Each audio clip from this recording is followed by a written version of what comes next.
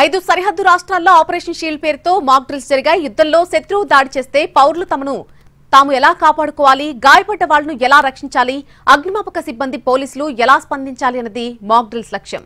పాకిస్తాన్ సరిహద్దును ఆనుకుని ఉన్న రాష్ట్రాలైనటువంటి పంజాబ్, జమ్మూ కశ్మీర్, గుజరాత్, హర్యానా, రాజస్థాన్ లో ఈ మాక్ డ్రిల్స్ జరిగాయి.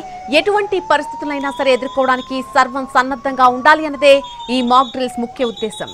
ఆపరేషన్ షీల్డ్ మాక్ డ్రిల్స్ లో సివిల్ డిఫెన్స్ వాలంటీర్లు, NCC, NSS, NYKS, Bharat scouts and guides వంటి యువ బృందాలు పాల్గొన్నాయి.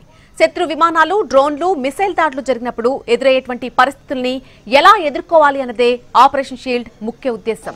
ఇటీవల కాలంలో మాక్ డ్రిల్స్ నిర్వహించడం ఇది రెండోసారి.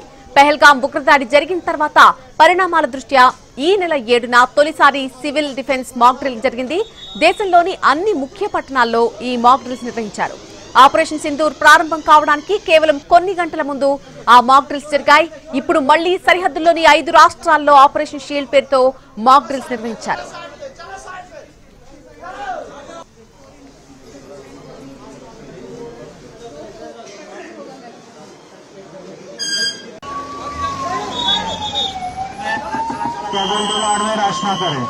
पेशेंट के साथ एक ही अटेंडेंट रहो, मार्गलिंग चल रही है।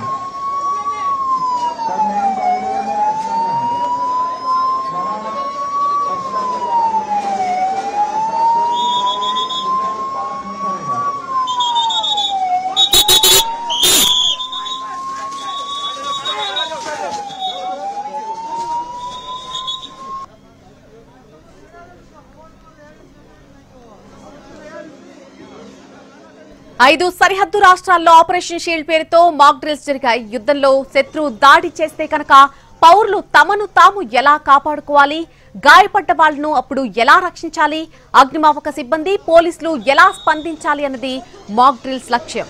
పాకిస్తాన్ సరిహద్దును ఆనుకుని ఉన్నటువంటి రాష్ట్రాలైన పంజాబ్, జమ్మూ కశ్మీర్, గుజరాత్, హర్యానా, రాజస్థాన్లలో ఈ మాక్ డ్రిల్స్ జరిగాయి. ఎటువంటి పరిస్థితులైనా సరే ఎదుర్కోవడానికి సర్వం సన్నద్ధంగా ఉండాలి అన్నదే ఈ మాక్ డ్రిల్స్ ముఖ్య ఉద్దేశం. ఆపరేషన్ షీల్డ్ మాక్ డ్రిల్స్ లో సివిల్ డిఫెన్స్ వాలంటీర్లు, NCC, NSS, NYKS, Bharat scouts and guides వంటి యువ బృందాలు పాల్గొన్నాయి.